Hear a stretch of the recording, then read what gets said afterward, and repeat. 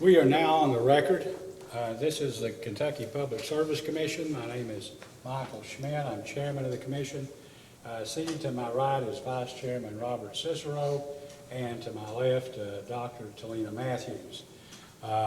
We are here today for the purpose of holding a hearing in case number 2018-00429, the application of Graves County Water District for an alternative rate adjustment. The hearing today is limited to the specifics of Graves County Water District's water loss detection plan. Now, is there something wrong with the speaker system?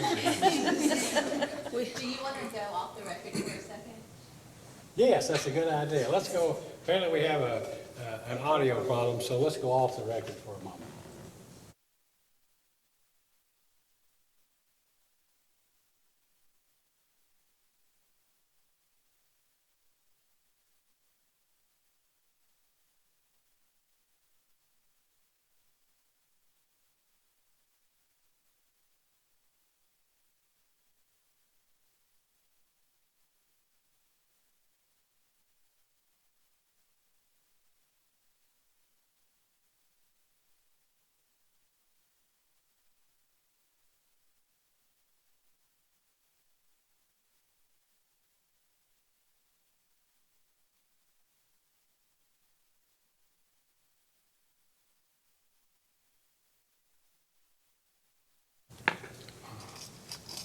All right, we're now back on the record, but the problem apparently has not been solved.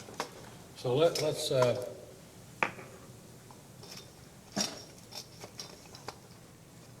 do we have somebody, a technician or somebody present back here who's working on this? Oh, there we go. That was it. Okay, are we now? All right, we're now, the problem's been corrected. Parties to this proceeding are, or is, the Graves County Water District. There's been no intervention in the case, so at this time, would counsel for Graves County Water District please identify himself for the record, his client and witnesses, and others who are with him here today. Thank you, Your Honor. On behalf of Graves County Water District, Gerald Wucher with the law firm of Stolking Ogden. Address is 300 West Vine Street, Suite 2100, Lexington, Kentucky 40507. And I have with me today, first, present are all but one of the members of the Board of Commissioners of the Graves County Water District. Its Chairman, Joey Morrill, its Vice Chair, Sam Davis, and Commissioners here. Commissioners Bill Sears, Steve Mason, Mickey Grooms, and Mark Carrico. I also have Eric Blake of the Prime Group, who was who prepared the initial application for Graves County. And seated next to me is Mr. Kevin Leonard, who is the manager of the water and sewer operations for the Mayfield Electric and Water Systems. Mr. Leonard is scheduled to testify, and Mr. Blake and Mr. Morrill are available for questions should the Commission have any regarding either the preparation of the application or any issues regarding the Board's policies. Okay, thank you. And for staff? Nancy Vinsel and Lauren Coltrane and Tina Frederick for Commission staff. I will say that after the staff report was issued, we, I guess, learned that Mr. Leonard had spoken with a member of our staff and had agreed to come and make a presentation. And so we took Mr. Leonard and the Graves County Water District up on that because we were impressed by the fact that you had a plan and we wanted to see it, and we sent your PowerPoint, so we're interested in your presentation. Also, Mr. Wucher, the Commission notes for the record that earlier this week or late last week, a motion was filed on behalf of the Water District asking that an expedited order be entered for the main body of the rate increase and basically then reserving the remainder of the surcharge issue for a later date. And the commissioners have met and ruled in favor of the district on that matter. And as I understand it, an order granting the general rate increase should be issued sometime probably this week or early next week at the latest. This week. This week. All right, good, thank you. All right, I know there was an issue about notification, Mr. Wutcher, and prior to the going on the record, you indicated that you had something to suggest in that regard, and if you would at this time tell us, we'd appreciate it. Yes, Your Honor. The district failed to publish notice as required by 807 KAR 5:076. It would move to ask for a deviation from that regulation, and in lieu of publishing notice prior to the hearing, it proposes to publish notice that the hearing was held, and that notice would set forth the rates that the utility had proposed in its application, the rates that the commission staff recommended, that a hearing was held on this day in Frankfort regarding the proposed surcharge and the water loss detection and repair efforts of Graves County. The notice would also state the location on the internet where the public could go ahead and view a copy of a video transcript, and would provide for a notice of where the public could go if it wished to submit comments, either by mail or through the commission's, by electronic mail or through the commission's web site. And then finally, the notice would state when the deadline for submitting comments so that the commission could consider them. In discussions with staff, staff had recommended a 21-day period from the time the notice is published. So we would also propose that we would advise that we would place that in the notice and would advise the commission that the notice had been published so that the commission would know when the clock has started ticking. Thank you.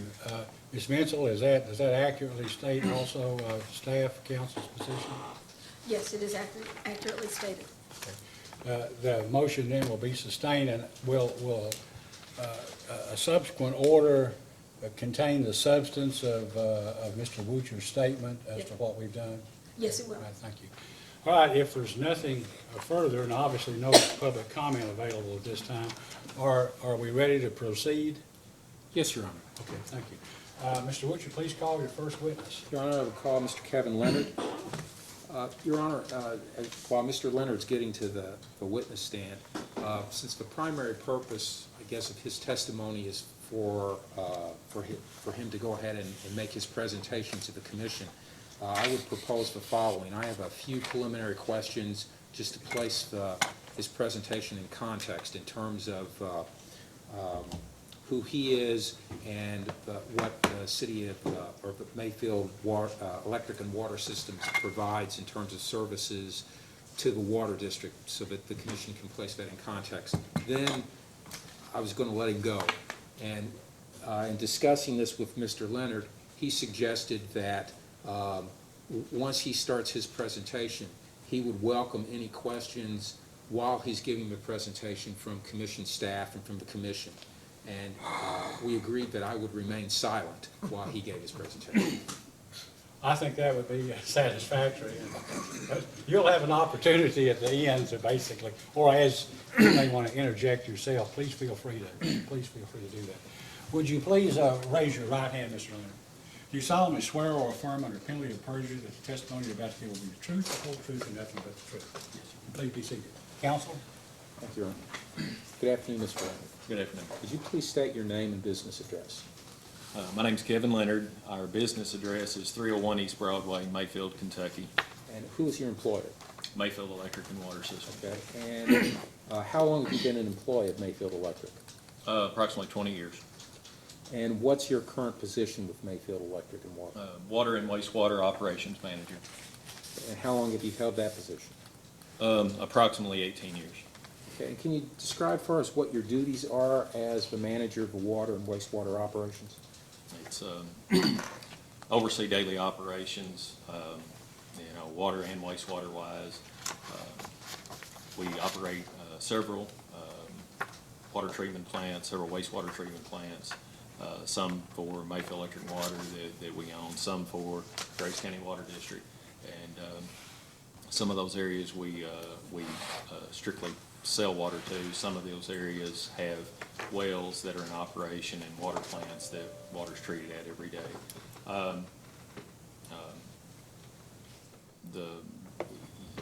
The operation side of it, is, from planning projects, equipment issues, updates to, the SCADA system and dealing with the SCADA system. We now have an AMI system that we read all of our meters remotely with, water meters. And so the information that we gather from those things allow us, not just myself, there is a entire team of people that do a lot of different jobs there that involve the best level of service that we can give to the customers at the most reasonable rate. Now, the Mayfield Electric and Water System, who owns that? What is that? It's the Mayfield Electric Plant Board is our board. We're autonomous of the city of Mayfield. Okay, and can you briefly describe the relationship between Mayfield Electric and Water Systems and Graves County Water District?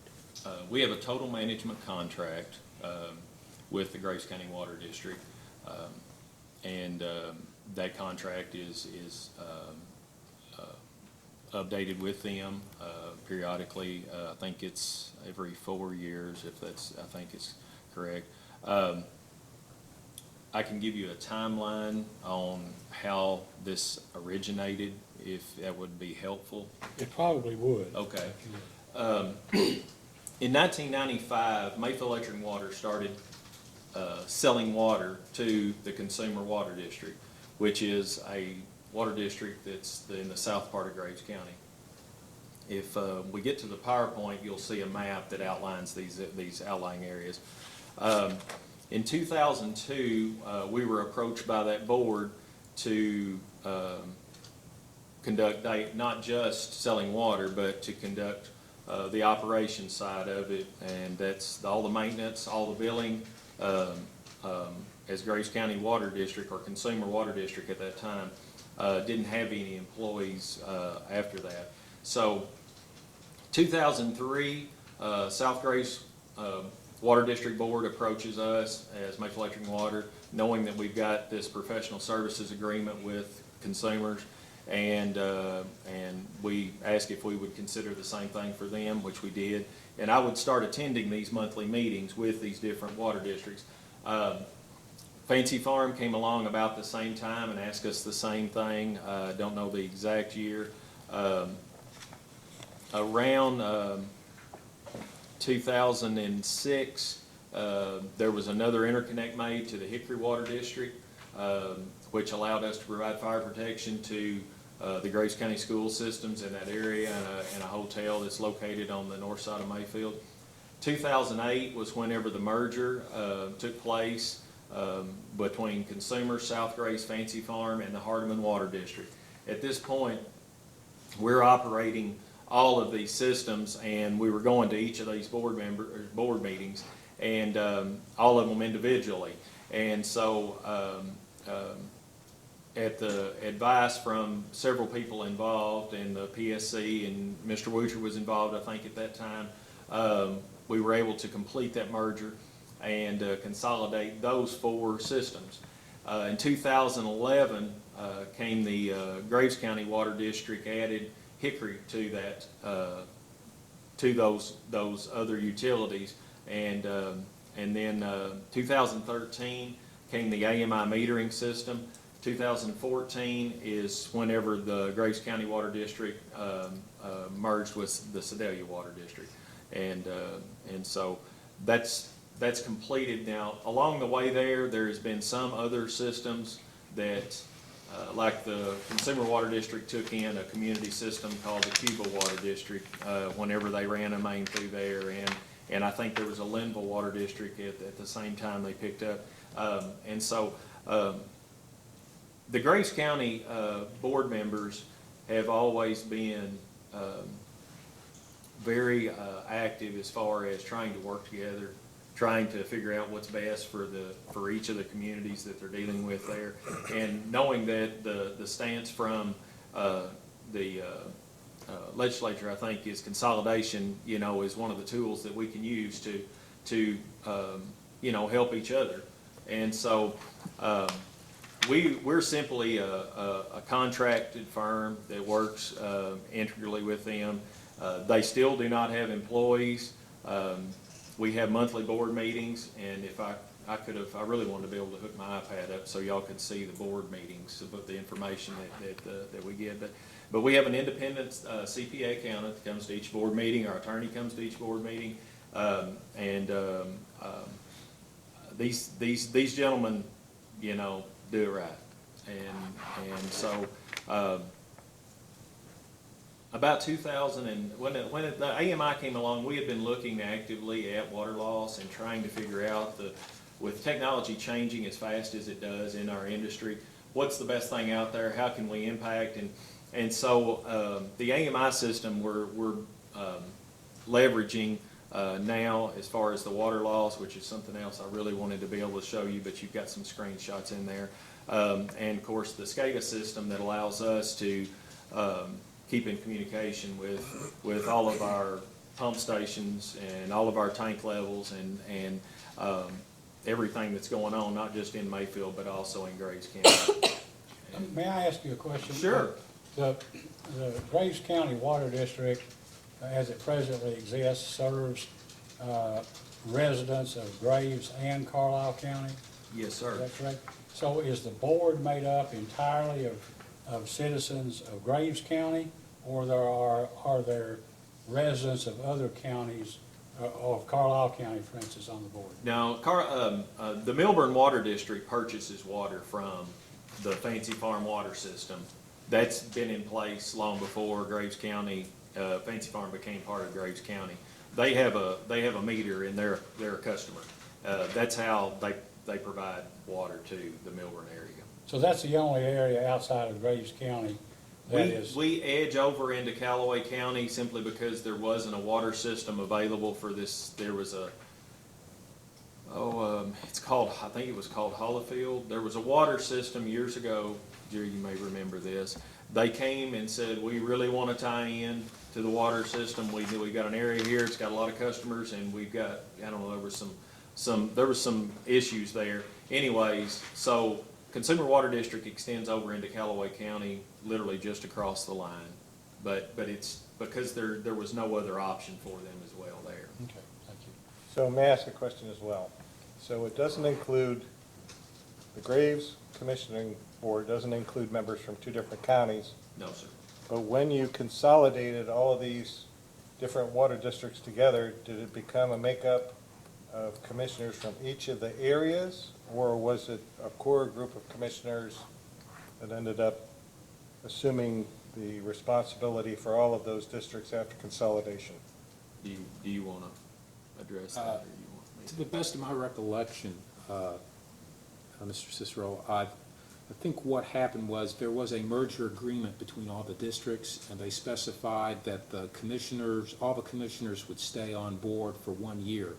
And at the end of that time, the county judge would then select a new board, and I believe, that he then chose from the members of the existing board to create a core board going forward to govern the water district. That's correct. And no one was concerned that someone might not be looking out for their interests from the areas that didn't.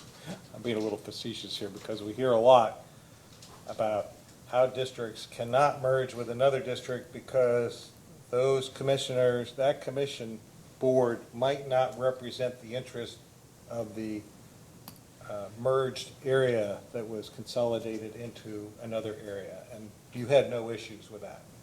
No, sir. No, there's a broad representation from each system currently on the board. The judge does that intentionally, I'm pretty confident. But we've never had an issue with that. I mean, so it's like Sedalia's board member came on, and Mickey Sedalia's board member whenever that merger took place. So when the consolidation took place, did any of the districts have employees that had to be let go, or were they absorbed into the management company, or how did that work? Yeah, there was, I think, to the best of my recollection here, most all of the employees, like Hickory's, I'll give you for example, were part-time employees. Okay. They had a primary job and then they did this on the side. And then they had a contractor that did on the maintenance for them, and the same contractor did a lot of the maintenance. We did utilize his services for a while. He's now retired, but So there was no one that had an issue as far as not being employed and the management group taking over the operation? no, that means, I don't know what, I don't recall any issues at all there. So one last question, and I Okay. know you really can't answer the question because it's wide open, but hearing the last example you used of Hickory, Milburn is exactly the same way. They have part-time people operating the system.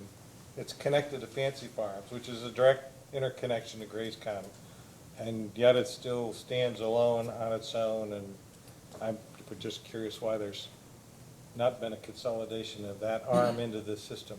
That's a good question. We've never approached any of these systems and asked them or attempted to take over any systems. Each of those boards have came and asked if we would consider giving them the proposal to operate them. Now, there was a conversation relating to Milburn whenever the gentleman that used to run that, I don't know how many years ago he asked me, but Mr. Willie Guy used to run that system. That is currently Glenn Goldsmith's father-in-law who's passed away. He asked me approximately 10 to 12 years ago if we would take a look at them, and we did.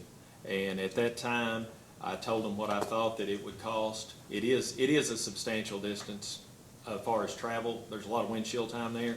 And at that time, they said they didn't think they could afford it. And I said, okay.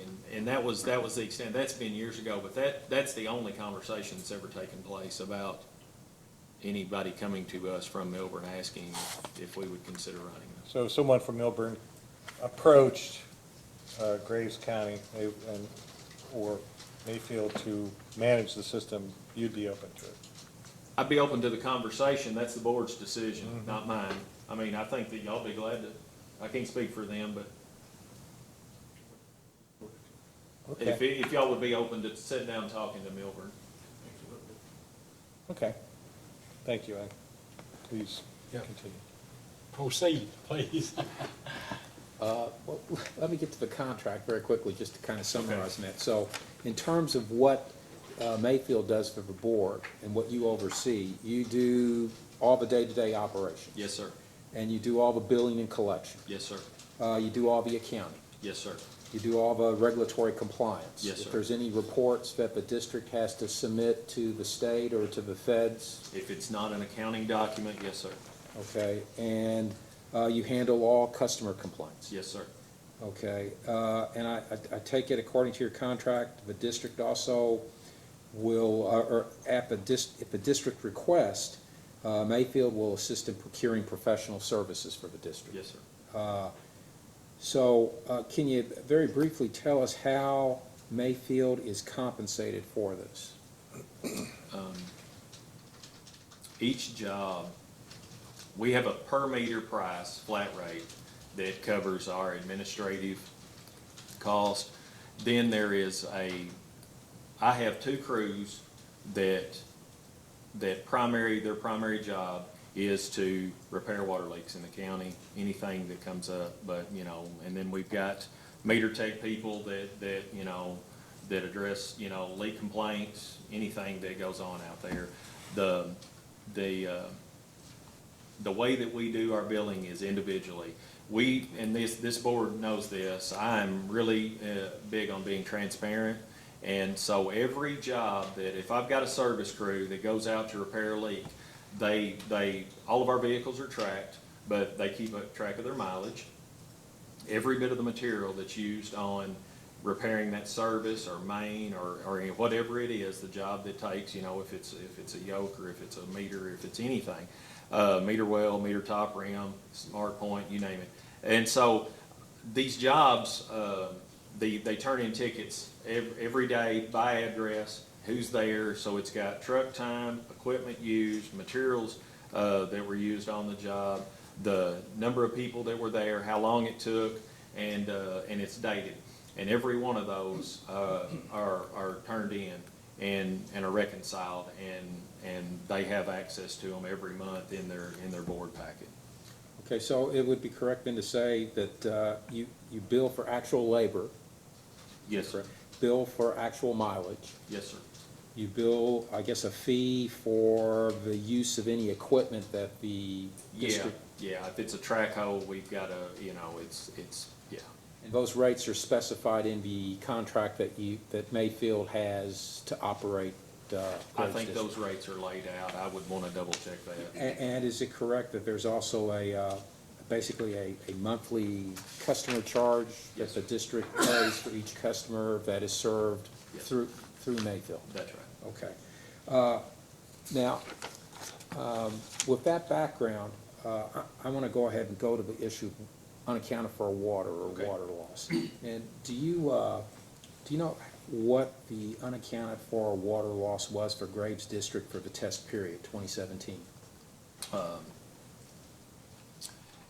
If I told you it was around 25%, I would say that's pretty accurate. And do you know what the unaccounted for water loss was for Graves District for the past calendar year, 2018? I don't know it off the top of my head. And- We print, I don't know a total. And- And are you saying total for each Well, system? no, Or are you I'm saying just, total just collectively total, for all of Graves County? I'm just trying to put this in context Okay. for the commissioners, but in the annual report that Graves District filed, it reported about a 31% line loss for the That's- total that's- system. that's- Does that that's- sound correct? That's probably All right, correct. so, can you briefly describe for us the reasons for that level of unaccounted for water? The systems all were put in the 60s primarily, to the best of our knowledge. Most of the systems are asbestos cement pipe or thin wall PVC. And you have different pressure ranges in those areas. A lot of the systems prior to us being involved didn't use a pH adjustment, a caustic acid, if you will, to adjust the pH up of the water.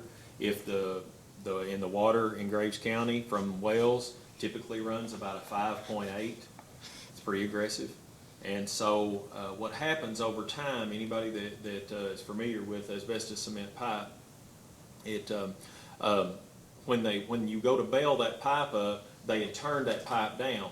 So they took a piece of pipe that was molded and they cut it down, and so they made it thinner right before it goes into the bale, so that it's called tapered, and that's how they bailed it to the next pipe. It's very, very common for us to see that where that pipe is thinner, that it break, and it's not always there.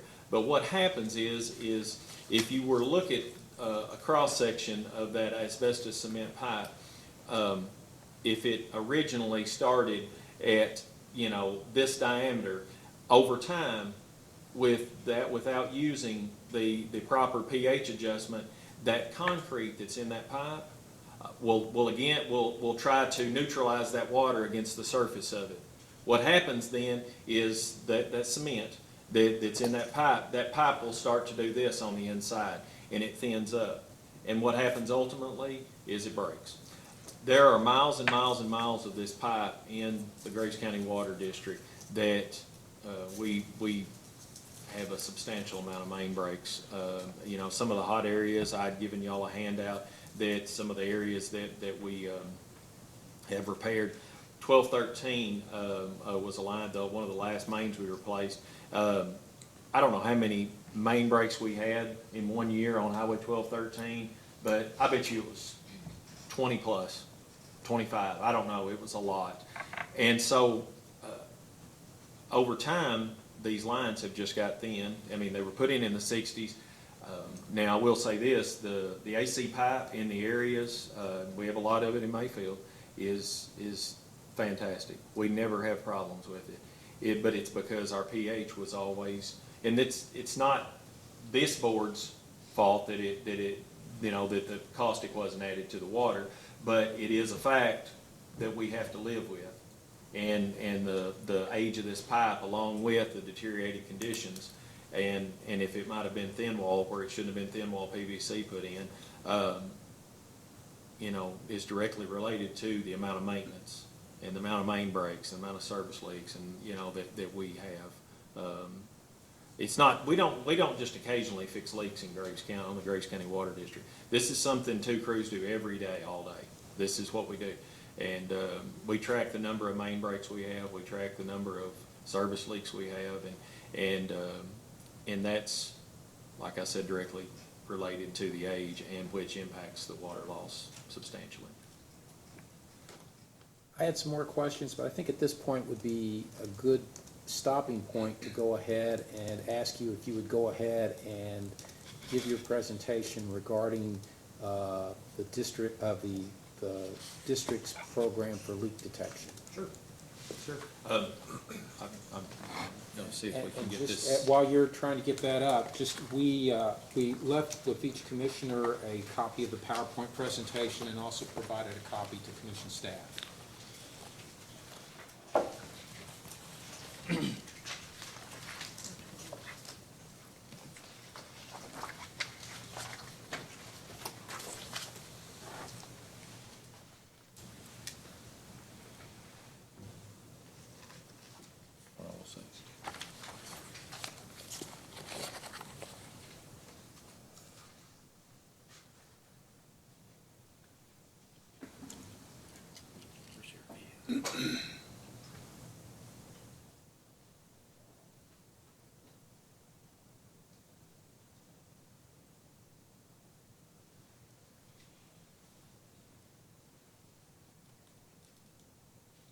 While we're working on the screen, Mr. Woocher, is Graves County the only water district or customer that Mayfield manages? That's my understanding, yes, Your Honor.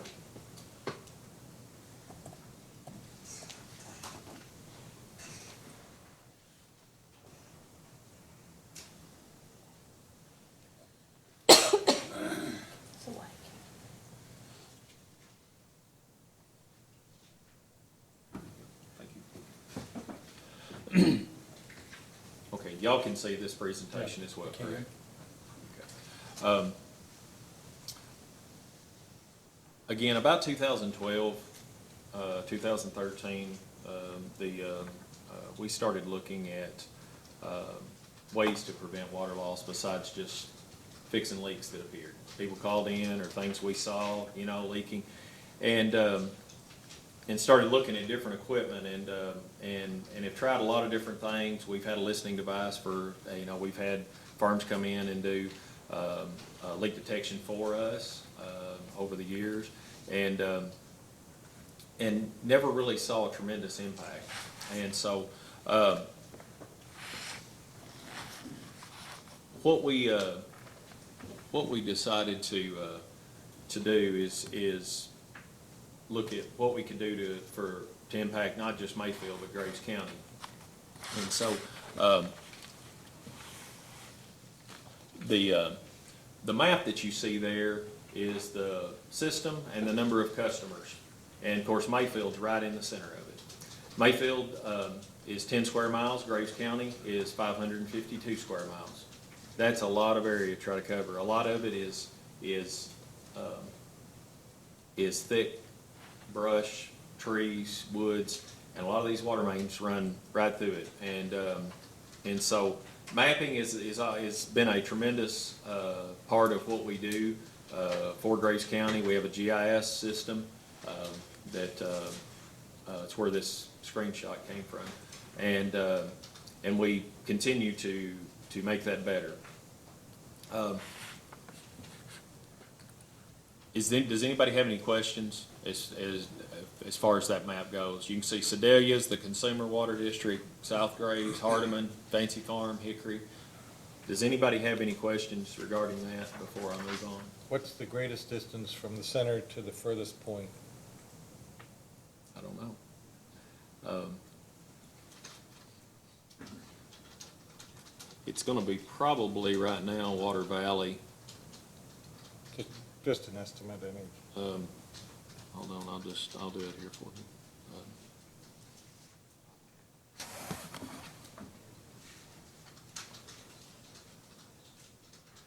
While you do that, I have a question.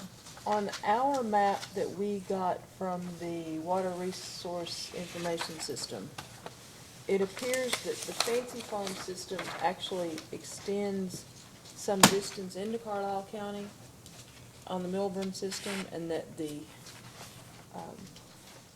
I guess the point of sale is some distance into Carlisle. Is it really on the Carlisle line? I would wanna double check that Okay, before I answer because that question. it looks, from your map, it looks to be in a different spot.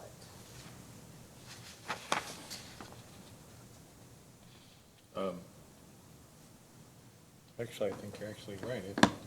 It's the same on this map as it is on this map. It goes across the county line into, Okay, okay. Um, The colors got me confused. right. I take it there isn't a water district in Carlisle County that basically provides service anywhere in the vicinity of Milburn or this area, right? That's a guess, I don't know. It's a guess. Not to my knowledge, but, you know, I guess Bill, help me out. Sam, you're originally from Carlisle. Mark? I know Barville and Arlington, which is on the very edge of that map, Yeah. have a system, a sewer system that they run between each other. I don't know where it comes together to Milburn and Arlington. I could not answer that, but I know, and it's, well, you can tell on that map, it's a little further distant from Milburn to Arlington than it is from Milburn to Franklin, or at least the water line. So, Right. I don't know how that's set up. I think it may be the Barville municipality that takes care of that. Yeah, it may be. Thank you. I'm just not that familiar with their system, sorry. Well, I think Milburn was in here a couple of weeks ago, and I think, I may be wrong, but someone said there was perhaps 9 miles or something to Harville, but there was a. From Fancy Farm out there, that's probably correct. That's probably correct. It's about 25 miles is from Mayfield to Water Valley, I think, is what the map showed there. Because it looks like it's pretty close. If you go to the furthest reaches of the Hickory, or maybe of the South Graves, it almost looks to be similar to Milburn. I'm just You trying know, to. it does look similar, you're right. And I'm not concentrated on Milburn. I'm just trying to get an idea because he said they were just in here, and so I'm Yeah, interested in. yeah. We help them if Glenn calls and says, I've got an emergency and I've got a problem, it's in the road coming up and, you know, and we really need some help. If we're where we can, we'll try to help them out. I mean, we will do that. I mean, that's mutual aid. I do it for anybody, you know, and we like them. They're, you know, but it's just, nobody's approached us since Mr. Guy about that. And like I said, that would be a board choice as to how that would. Well, they were very complimentary of you, of Mayfield and of Graves County for all this. I'm I very mean, it's complimentary. a small system, they only Yeah. have 136 customers. Right. Yeah, they're good folks. They're good folks. They really are.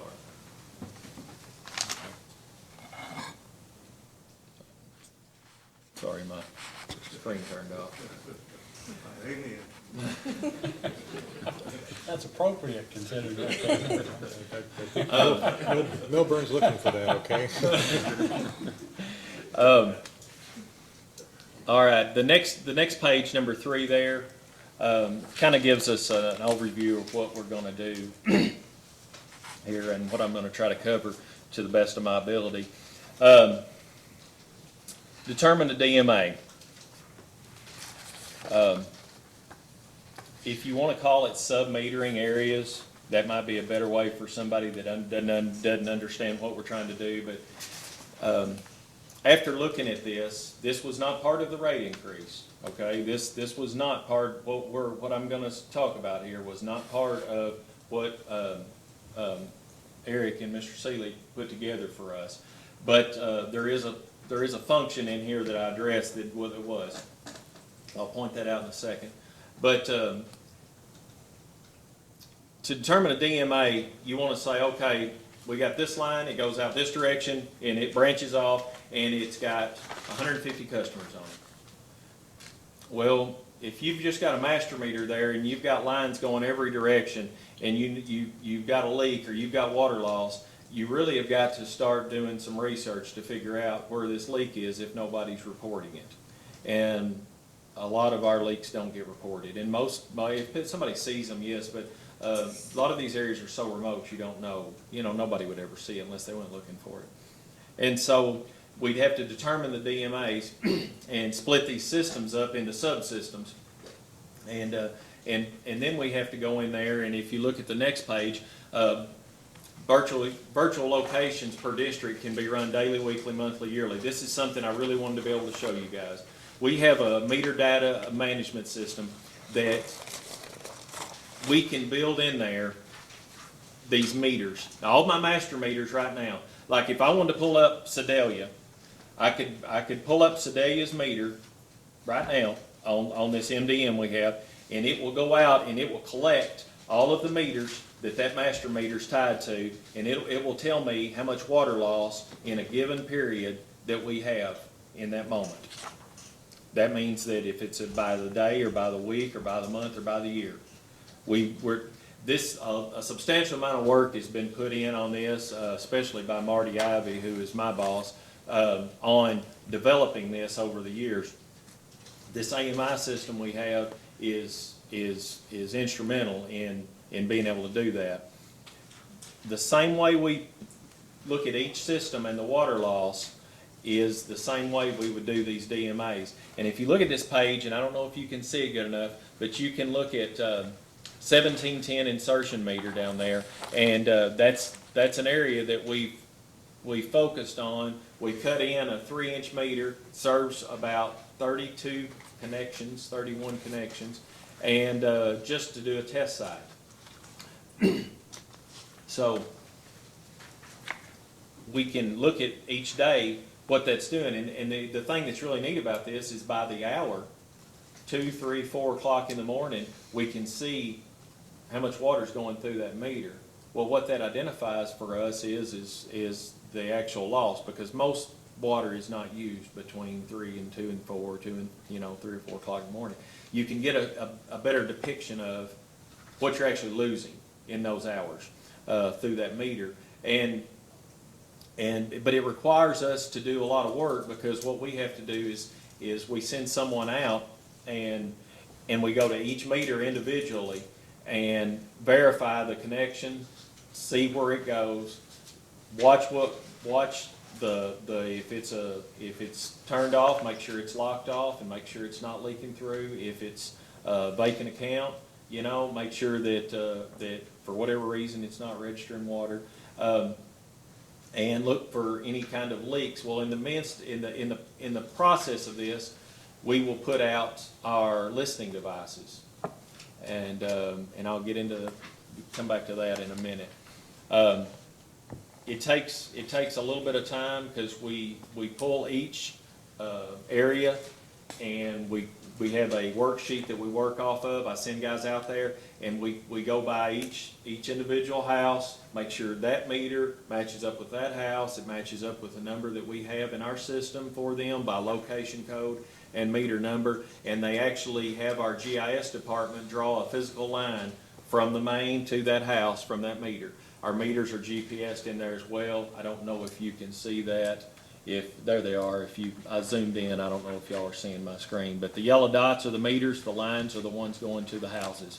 But it's, for for us to know for sure where this water is going, we have to do this. On this original DMA we did, there was 35 possible sites. The cost was approximately $5,000 to $6,000 for the meter installation and the programming, time going out there, pulling that information together. Okay, total cost estimate.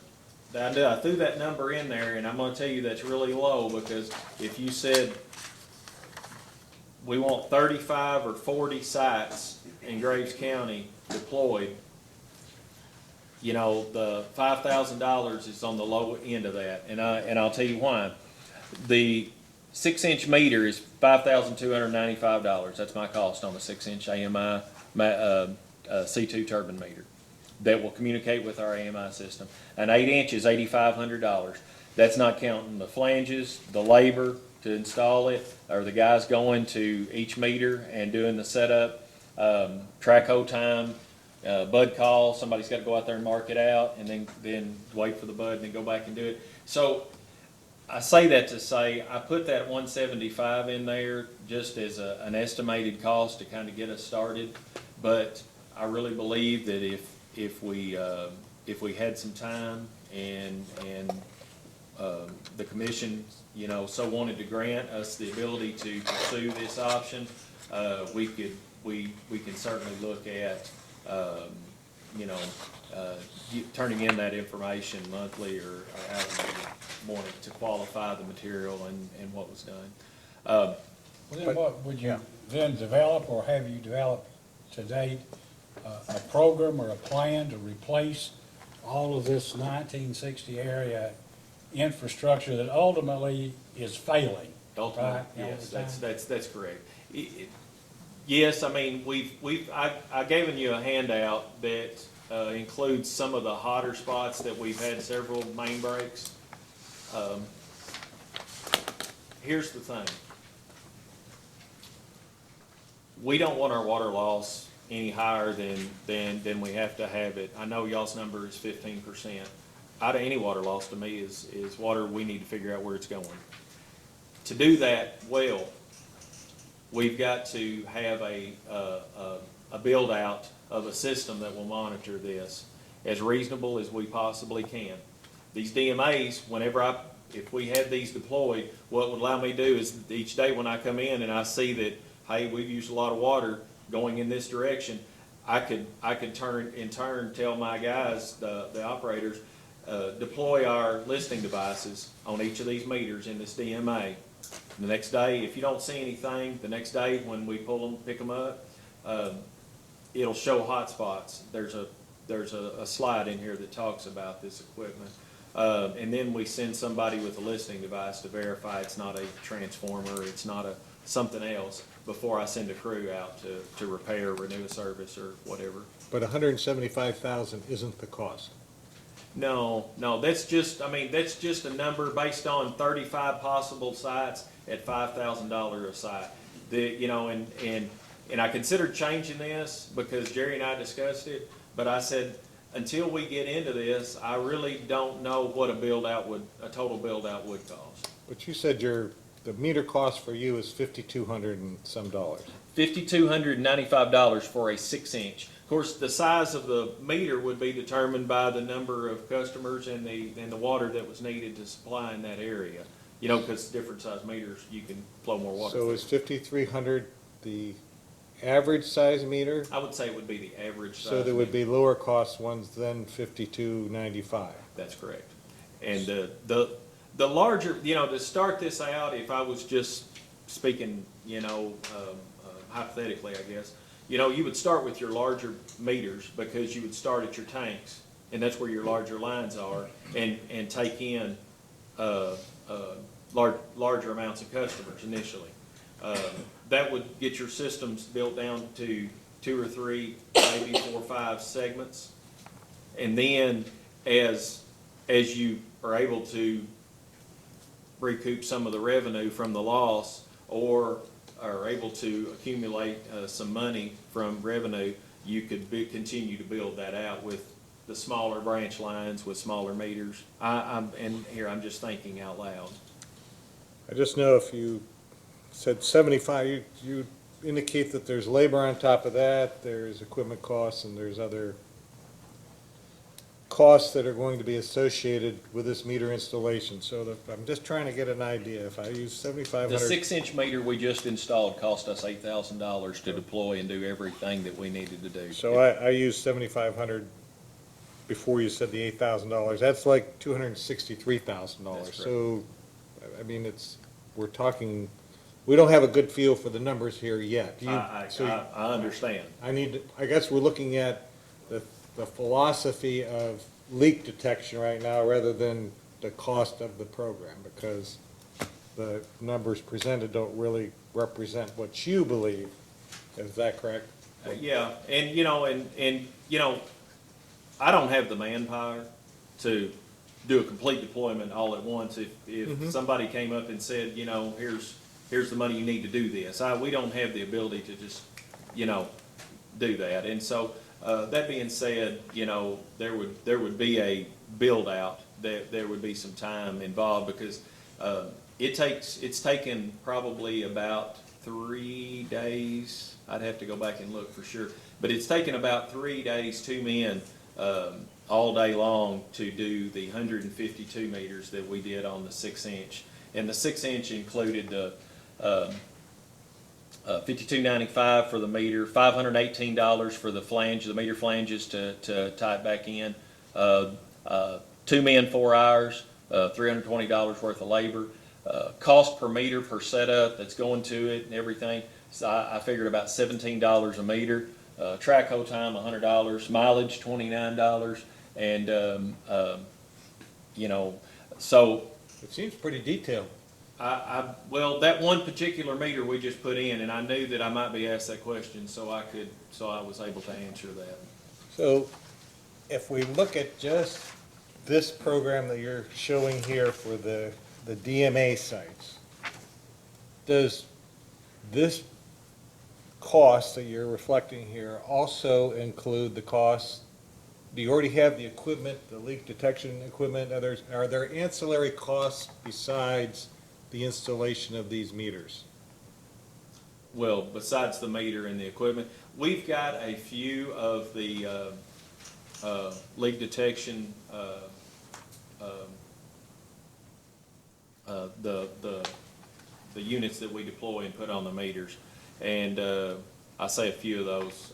Grace County has 20, Mayfield has 25, and we deploy those as we can. Again, manpower is an issue. That's the reason whenever I was talking to Mr. Foster about the stipulations that were attached to the monthly expenditures on that line item for leak detection, you know, we covered, and David, I think you'll remember, I've got an email here that talked about the different areas that we possibly could charge, and you know, of course, truck time and labor and equipment, and vac truck's a part of that, and some other things. So here's where the line of questioning is coming from. When you submitted the application for a rate increase, 136 or 139,000 was included for a leak detection program. Is that about right? I can tell you exactly. Eric, correct me if I'm wrong here. 90,000 was for a 2-man crew, fully loaded to do, and it averaged 50 miles a day, to deploy and pick up the things that we're deploying in the meters. The loss repair cost estimate was based on the service repairs that we would find in that, and we started year 1, 2, and 3 as 200, 150, hoping that those would be reduced. That is not a part of That was my next question. it's not a part of the DMA program.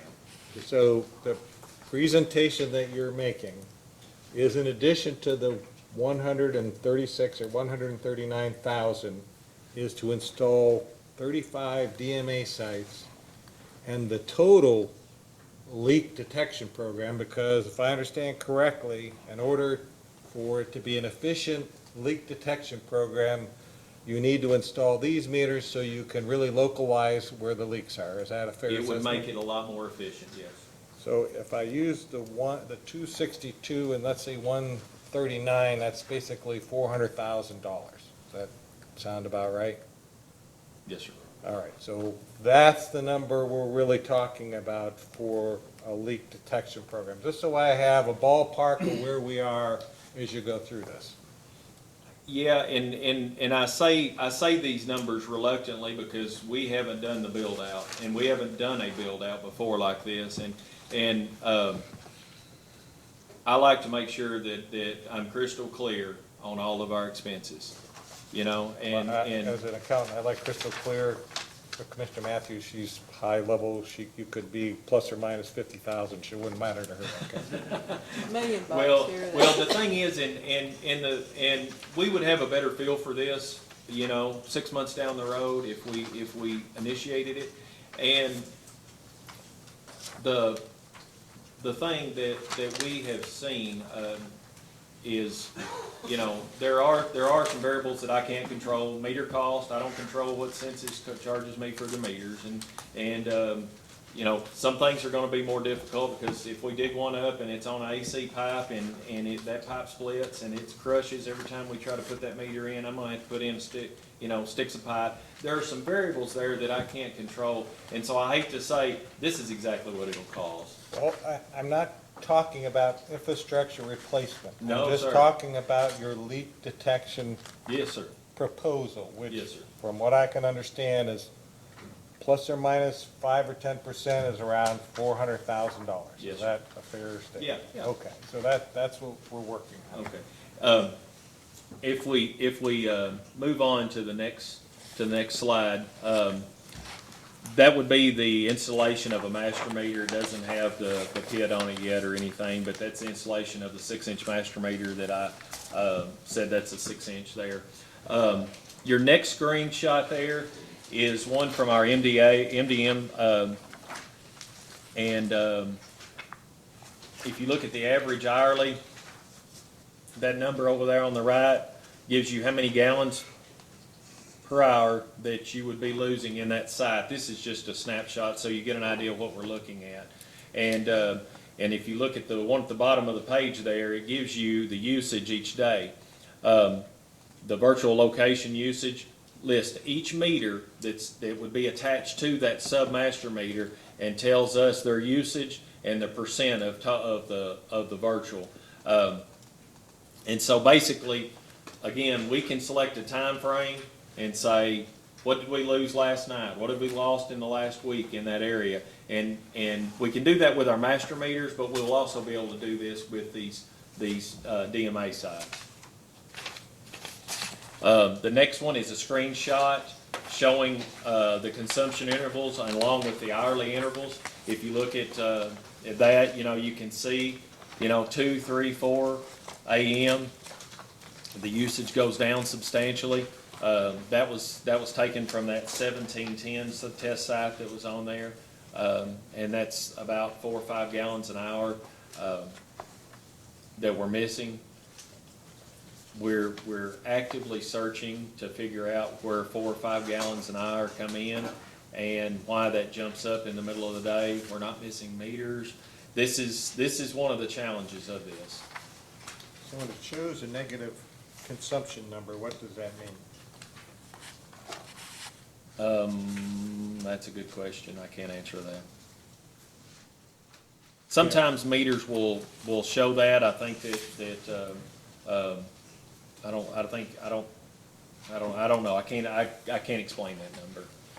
I mean, it looks like in a couple of cases, there's the high for the day is next to the low for the day, and if you took the two of them, you probably have a more representative number. It's probably where that the water actually was moving back and forth in those meters, and it probably just picked up both of those positions, because the way that the meter works is it's not a typical turbine type meter. These are iPearl meters, and they work off of contact with the water itself, and so the speed of that water moving through that probably determines the usage, and that's probably whenever there was actually a stop, and you know, and there's a check valve on all these meter sets, so I'm gonna guess it, you know, caused that. It's I guess an anomaly. I can't explain. I mean, there's backflow prevention, isn't there? or- Yes, yes, Okay, yes. all right. The next page, these are what we deploy on the meters. Now, these have been around for a while, but what we have found is that when we were looking at this and doing these different kinds of equipment, looking at the different kinds of equipment, we found a lot of people put these on valves and hydrants and try to hear for noise, and they work okay for that. But if we really wanted to find the leaks, we deploy them on each meter. And what we found is these will find leaks on poly services, which is kind of a big deal if anybody is familiar with PVC and trying to find leaks on PVC. You basically set them on the meter nut and leave them, deploy them. They stamp a GPS point whenever we program them with that handheld. Set them in there, leave them overnight, or you can leave them. And the way they work is really neat. We download them when we pick them up and bring that box in, and it gives me this screen here. If you can see the yellow are the potential leaks, the green is a little bit hot, the blue means there's not any noise there. And in the next page, and that was at 1710 test site where we deployed that. This is a histogram. The way that these things work is pretty smart. They come on at 1 for 15 minutes. If they hear something, they come on again at 2 for 15 minutes, and then they come on at 3 for 15 minutes, and they listen. And this histogram picks up that noise. If they don't hear anything on the first one, then they don't come on again. And so they're very sensitive as far as what we have seen. And now they'll pick up transformer noise. They'll pick up if somebody's doing something else, and that's the reason to verify the leaks.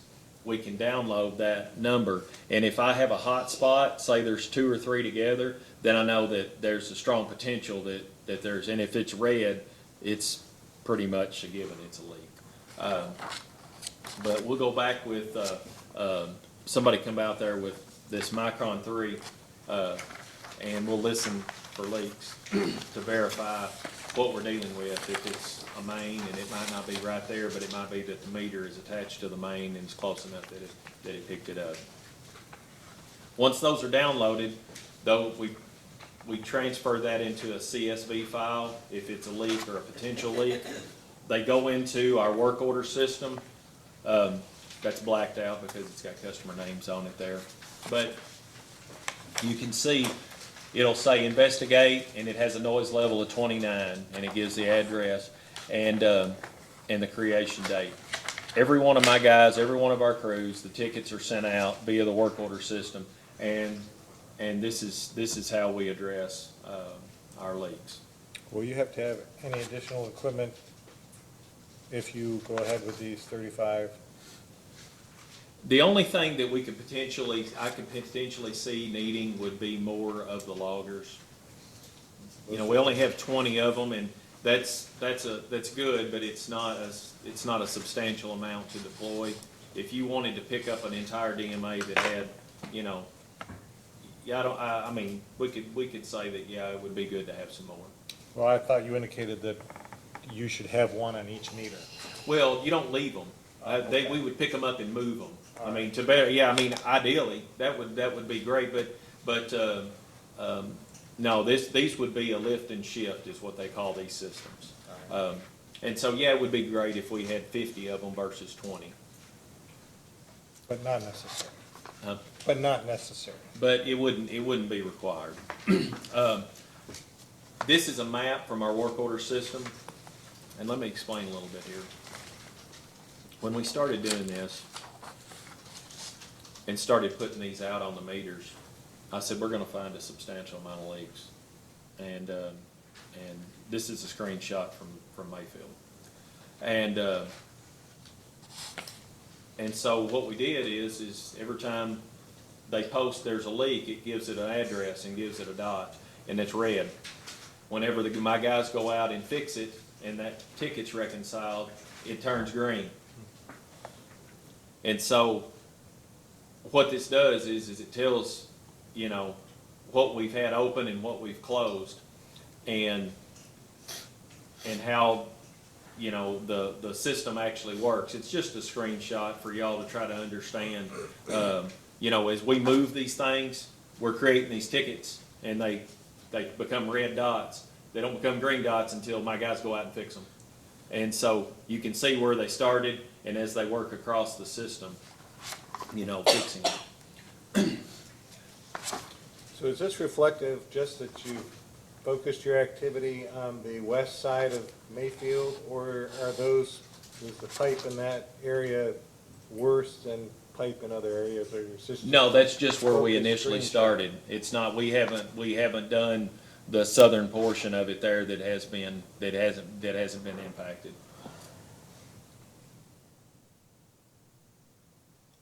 But and I handed y'all a ruler, and I handed you those for a reason.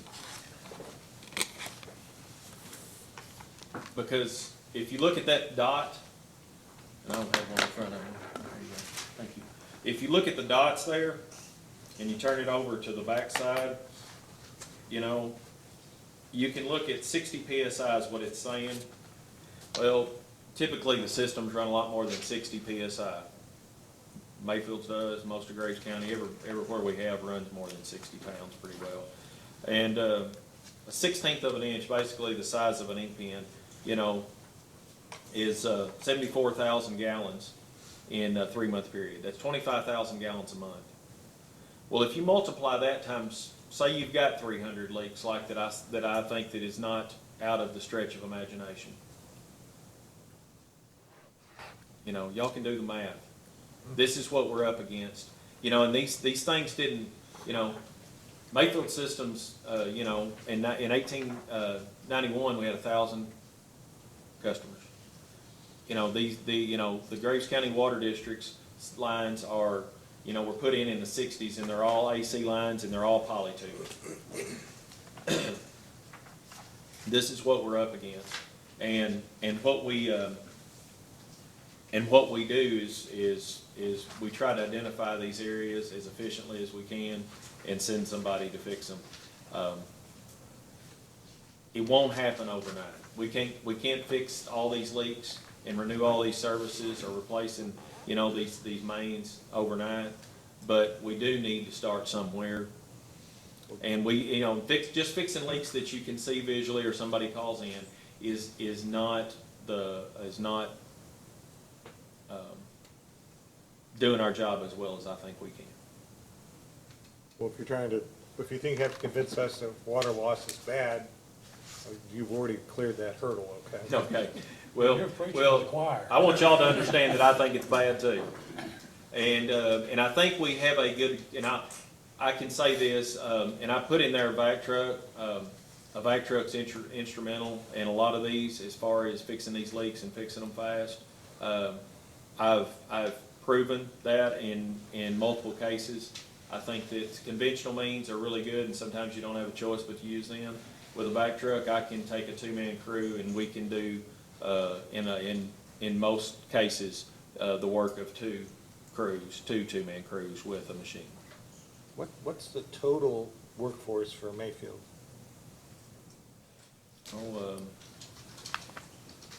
Well, there's Mayfield has water, sewer, electric, and internet. Okay, just for water. Just for water, we've got,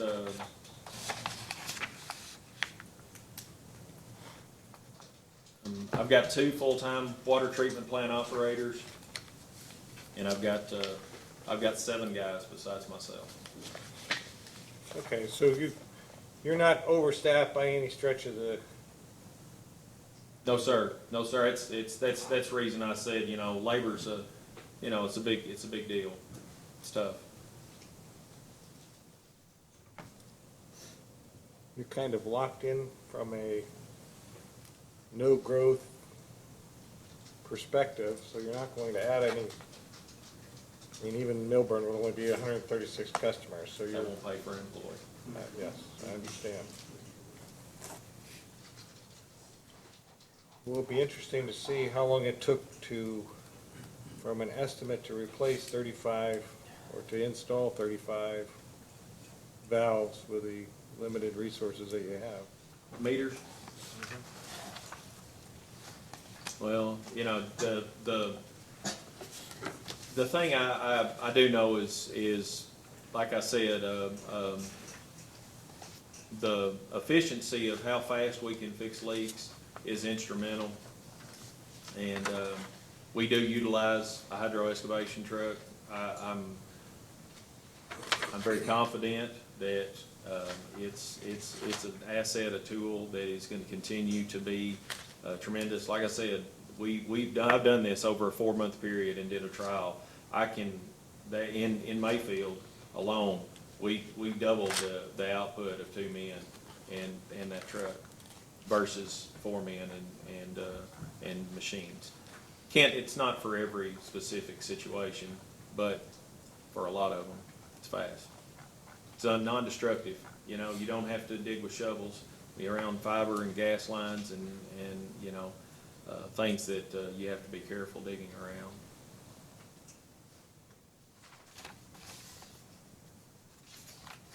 And the other handout I gave you was some infrastructure needs, because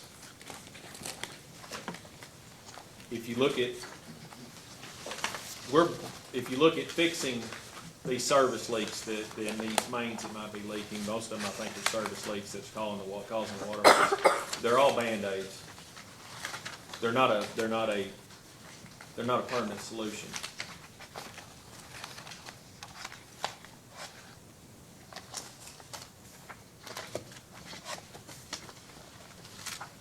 And nobody wants increased rates.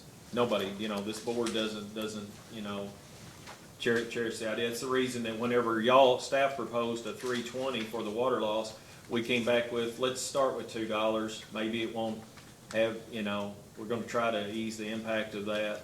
That's the whole idea. Nobody wants these. But, you know, if we're not making things better, or if we're finding leaks, that it's one thing to not know there's a leak and it not be fixed. It's completely another if you know there's a leak there and you're not fixing it. But the problem with the $2 and the $3.20 is I believe that number was calculated off the 136 or the 139, and now we're talking about 3 times that, which means you're talking about $6 or $10 on, if you really are proposing to do that. I mean, reality has to be faced on what the cost per customer will be going forward. I mean, you're proposing the plan, and I think that the commission is in favor of water loss detection and reduction in water loss. So, I mean, that's why I tried to establish what is the cost that we're talking here, because I know initially we took the viewpoint of when the 136 was presented that you've actually taken the initial step to say that we want to address water loss. So rather than doing the known and measurable, we're trying to find ways that this could be accomplished without penalizing you for the over 15% that you can't get through your base rate. So if we look at a surcharge, that allows it to happen. But the number that you look at to divide by your customers, I mean, that's on the district to determine and present to the commission what you think that number is. And I think you're saying plus or minus 5 to 10%, it's 400,000. Plus or minus some percentage, it's 3 times $3.20. So from that perspective, I guess the commission would look for what the proposal is that Graves is saying that they need to do so that we can determine what the appropriate surcharge is and what Graves is willing to do in terms of implementing that surcharge. I think you're exactly right. Of course, too, one of the problems, it always seems to me that local government is, it's probably all government, but especially local government, is prices go up, groceries go up, gasoline, the price of a motor vehicle, and you can't do anything about it. And yet, when the most important utility that any human being has is water, because you can live without electricity you wouldn't want to, or natural gas. But you can't live without water. But because it's controlled locally by our friends and neighbors, people say, well, God, everything else is going up, I can't afford this. And so the tendency is to say, well, you know, everything's still going okay, we've got problems, but we'll defer it until the day comes when everything goes to hell in a handbasket. You don't have water, and I know, I mean, your water system is different than a lot, but we see systems here where they lose 70% of the water. When people turn on water, they get mud half the time. And that's because for the last 20, 25 years, they haven't invested one nickel. And now they say, oh gosh, our rates are, we have to pay $70 a month for 4,000 gallons. That's not fair. Why didn't you stop us years ago? Well, I wasn't here, but you would have resisted if I was, right? So, the point to Mr. Woocher. But that, yeah, it is an issue. And I think a lot of it is, and it's understandable, but people don't understand that if you spend some money now, you're saving a lot of money down the road, and you're always having a good supply of water at a reasonable price. But if you defer it for very long, ultimately, your service becomes very bad, and the cost of fixing it is intolerable. Now, would you agree with that? Yes, sir. Yes, sir. And I don't know what to do about it. You say, well, it's like the pension system. I mean, it's the same thing. You can kick the can down the road so far, and then you just got to pray every night they blame somebody else for it. That's it. It happens on somebody else's watch, not mine. But anyway, that was just a statement. I mean, we've got a district that I was at a meeting earlier today, and their problem is they're broke. Their meters, they have hundreds and hundreds of meters that don't register anything. And others, we now are told, are 25% slow. And so they're on a flat rate through the whole system because we can't even compute what a rate might be because you don't know what the volume is that's going through. But they're talking about now having a high rate and having to raise $1.5 million for meter and meter installation by way of maybe a surcharge that, you know, but you know, if they had gone 10 years ago and done something with the meters, or 8 or 9, it would have been maybe a little better. I guess the only reason I say that is just all, for me personally, I mean, I think that water districts ought to have whatever they need to reasonably try to fix the problems. And the question is many times here, we say, well, we think you need X, and we had one district in when Mr. Woocher wasn't his client, and they rejected the rate increase and only wanted half of it, and then 2 years later, when they couldn't make their loan payments, they come back and say, well, can you give us the rest of it? And so, well, you'll have to apply again, and that was too much trouble.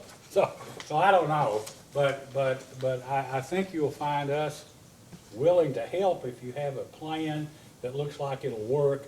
You could donate, you could dedicate the funds to the plan, and then sometime periodically report that you're actually making some progress or you're using the money as designated. Sure, sure. Yeah, we're fine with the oversight. I completely understand that. I do.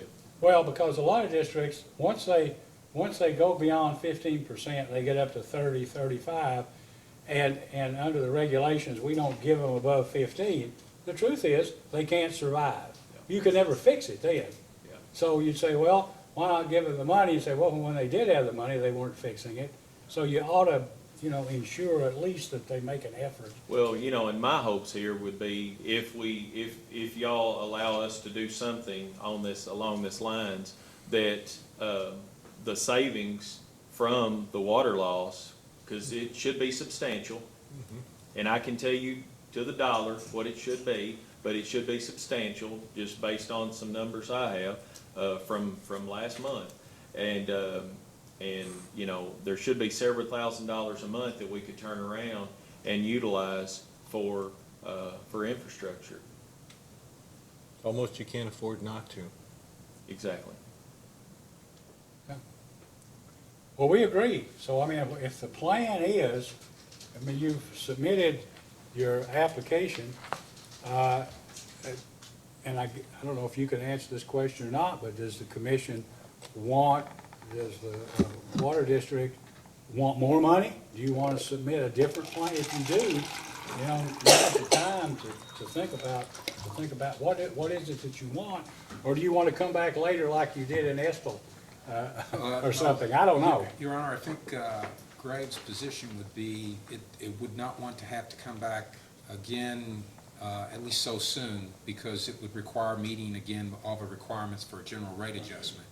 But what we would propose is if we could have maybe a few days to give you the more details you want in terms of the amount. And I believe, and I haven't spoken with Mr. Leonard on this, the staff's recommendation was a 3-year period.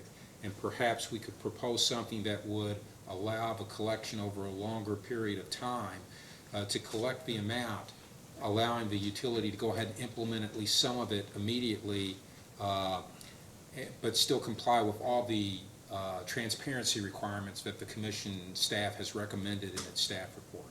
So if we could have perhaps 7 days, we could submit a more detailed plan to you with some of the additional figures that Mr. Leonard has developed since the district made its original response to the staff report back in June.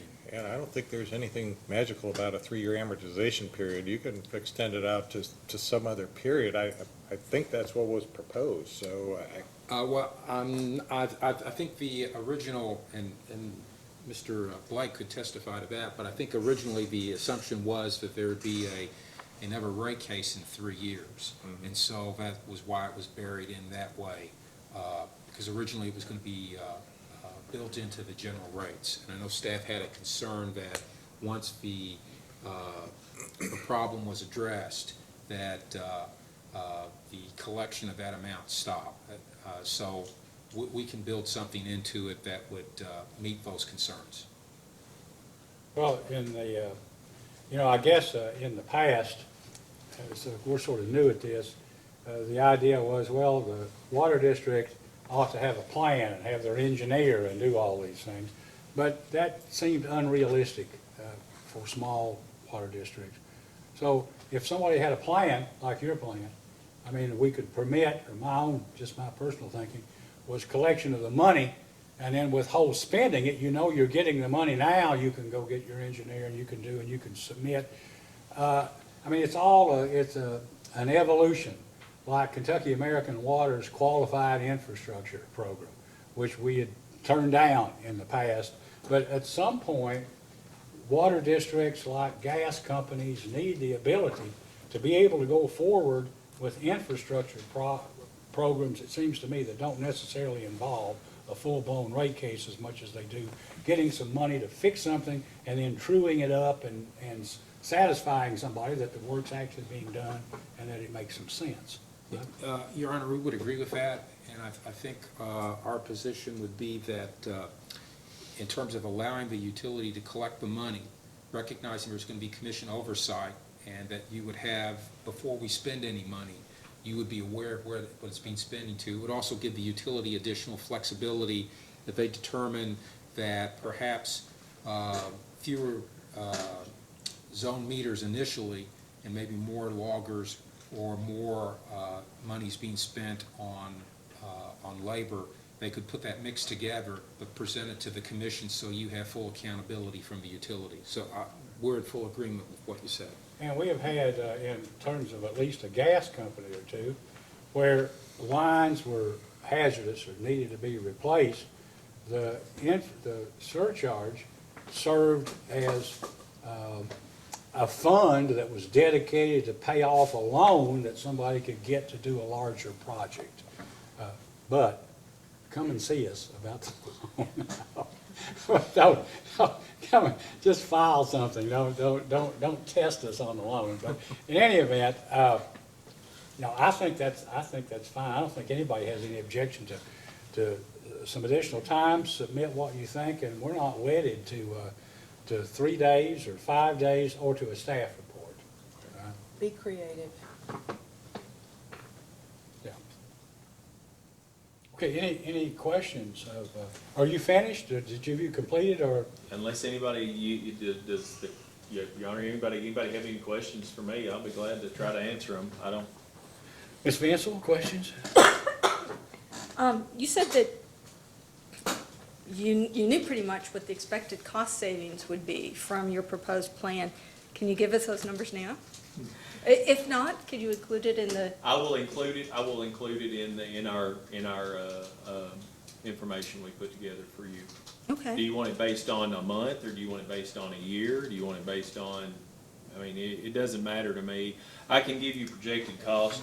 The challenge for us is some areas purchase water and some areas pump water. And to identify what the cost per gallon in those specific, you know, it creates it's time consuming to try to get to nail that number down to, I can use a hypothetical $2 1,000 if you want me to, or something like that, $2.50 1,000 or something, and it'll give you an idea of what we're talking about. That's fine, and why don't you compute it on an annual basis? Sure. There you go. I just have one question to ask. And your hypothetical should be hypothetically a good estimate. It'll be a good estimate. Because I can tell you at $2.50 currently, it's gonna be about $25,000 to $27,000 a month. That'll pay a substantial amount of debt service. And that's an average based on the cost of purchasing water and the cost of producing water for the different areas. Yeah, I mean, I just do, yeah, Yeah. 250 is our over a million gallon rate, the reason I said that. The thing is we'll never get to zero. So you can't say, well, you're gonna save this much month for sure. You're never gonna get to zero. And zero may be too far. It would likely cost You're more to get exactly to right. zero That's right. than you That's would right. benefit from getting to Yeah, zero. the cost benefit may be at 10, 7, 6, I don't know, yeah. I think we usually do savings based on anything over the 15% rate is how we try to look at it, knowing that you're never going to get to zero. Yeah, yeah. We do have one more question. All right. Because Mayfield has implemented a program, have you seen savings or reduced water loss? Substantial. Can you give me an estimate? I don't have it in front of me honestly, but I'll just say, yeah, we've seen a substantial savings, and if that's the reason. You know, we're not much on reinventing the wheel or not sharing information, and I will be the first to tell you, you know, we don't know everything there is to know about water loss. We're you know, it's very dynamic. There's a lot of new equipment out there. There's a lot of things that are changing. I will say this, we're an open door for anybody that has questions or wants to see what we're doing, how effective it's been, whether it's, you know, on how fast we can fix leaks or with a back truck or our equipment that we're using. You know, that's we always have an open door on these things. So yes, we will include that. Thank you. Staff has nothing further. Mr. Cicero, any questions? Anything else? Nothing else. Mr. Matthews? We've had some folks in giving us presentations on a, lack of a better, water audit, a different system of looking at water loss. Your philosophy sounds a little bit different from that philosophy. Is that true, or is it just your presentation's different? I don't know. I don't know. I mean, what their they present. presentation seems to be more along the lines of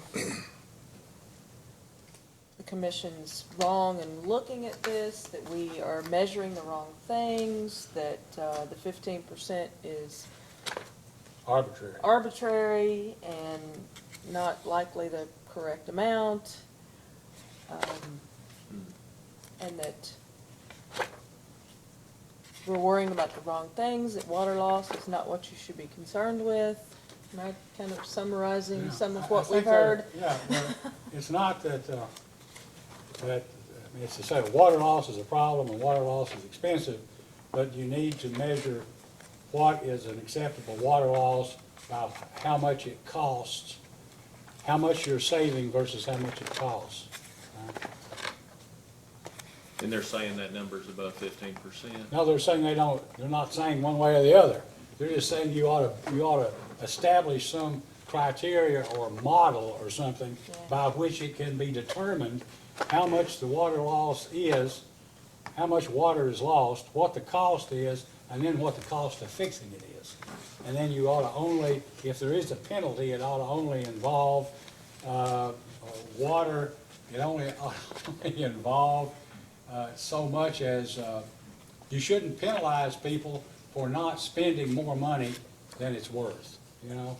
My cars, I've got a $20,000 car, and so why would I spend $22,000 to, you know, to fix it once it's wrecked? That kind of thing. I think that's the,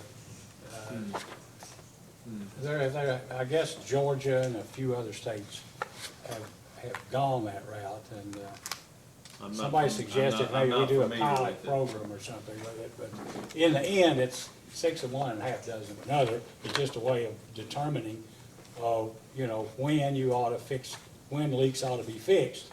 And you can say, well, it's 15%, 25%, or like Martin County, Kentucky, 70%. At that point in time, you're paying a lot for not But it much. seemed that what you said earlier was you would love to see zero, because any water that's lost is water you're not selling. You're to pay to produce it, pay to pump it. Yeah, I mean, you're But you'll never trading get it, to you're zero. trading it. I mean, Right. you You'll know, never there's get to chemical zero. and there's electrical cost in there that's substantial, and, You'll never get to zero, because you'll fix A and Z will pop up. yeah. It's a dynamic system, so. Well, it's an ongoing maintenance and replacement program. That's what, That's it's like exactly your right. home. You gotta replace the shingles, you have to paint, you have to replace the carpet, you have to patch the driveway. I mean, that's just what it is, isn't it? Yeah, I mean, I would be curious to see what their position exactly was, where, you know, I'll be glad to look at that, but I'm not familiar with We it. have an administrative docket open on water loss reporting, and I believe they filed their comments in that docket. I'm looking at one of our attorneys to, so if you want to go back and look at that, I think it's publicly available. Okay. Okay, anything else? May this witness be excused? Yes, you may. You may step down, sir, and be excused.